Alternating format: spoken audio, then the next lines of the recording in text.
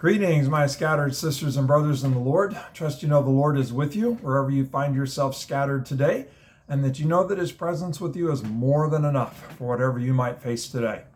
Well, we are back at 1 John. We're still in chapter 3, and we're picking it up at 3:16. So 1 John 3:16. By this we know love, that he laid down his life for us, and we ought to lay down our lives for the brothers. But if anyone has the world's goods and sees his brother in need, yet closes his heart against him, how does God's love abide in him? Little children, let us not love in word or talk, but in deed and in truth. Go back to 3:16. By this we know love, that he laid down his life for us. I think about John, and he probably knew love from different places. He had a brother, James, and I'm sure he knew love through his brother James at some level, in some measure. His mom, his dad, I'm sure he knew love through them. His friends, Peter and Andrew were his friends. I'm sure he knew love through them. So I'm guessing that John knew love from lots of places, but when he talks about really knowing love, he talks about Jesus and that he laid down his life for us. And I think about that in terms of we kind of have different experiences of love from different people in our lives. And we know love at some measure. But the ultimate definition of love is Jesus, that he laid down his life for us. And so that becomes the shaping love force of John's life. And that should be the shaping force of our lives, the love of Jesus. And so listen to how John goes on. He laid down his life for us.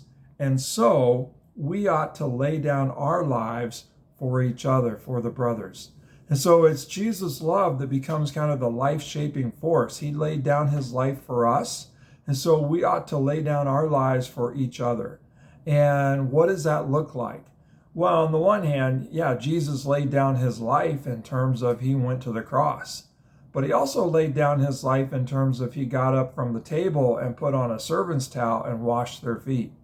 And so laying down your life in order to show love is not just dying for someone, it's humbling yourself for someone, it's serving someone. And so John goes on to say, how can we say that we love one another if someone has the world's goods and sees his brother in need, yet closes his heart against him? How does God's love abide in him? And so laying down our lives for each other, that also looks like laying down our possessions for each other, that we care for each other materially so that if there's a brother in need, we actually help. We don't close our hearts against him. And I think about that in terms of finances, but I also think about it in terms of time. Sometimes we need to lay down our time for each other. Sometimes we need to lay down our egos for each other. So John's goal is that we wouldn't just love in word, but that we'd actually love in truth, and that we would love indeed, that our actions would match our claims to love each other. And again, where does the power come from? Where does the motivation come from? It comes from Jesus. That Jesus laid down his life for us. That is the defining mark of love. And Jesus provides the ultimate definition of love.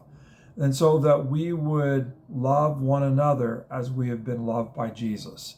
And so I don't know where you're scattered. I don't know what your love challenges might be today. But my prayer for you, as well as myself, is that we would grow in our knowledge, we would grow in our experience, we'd grow in our knowing Jesus' love for us, that he laid down his life for us. And that from that knowing, from that experience of the love of Jesus, we would become more and more loving towards each other. That we would lay down our lives, whether that's laying down possessions, laying down time, laying down attitude, but we would lay down our lives so that we truly would love one another as we have been loved by Jesus. Well, God bless, have a great day, and grow in your knowledge of his love for you. God bless.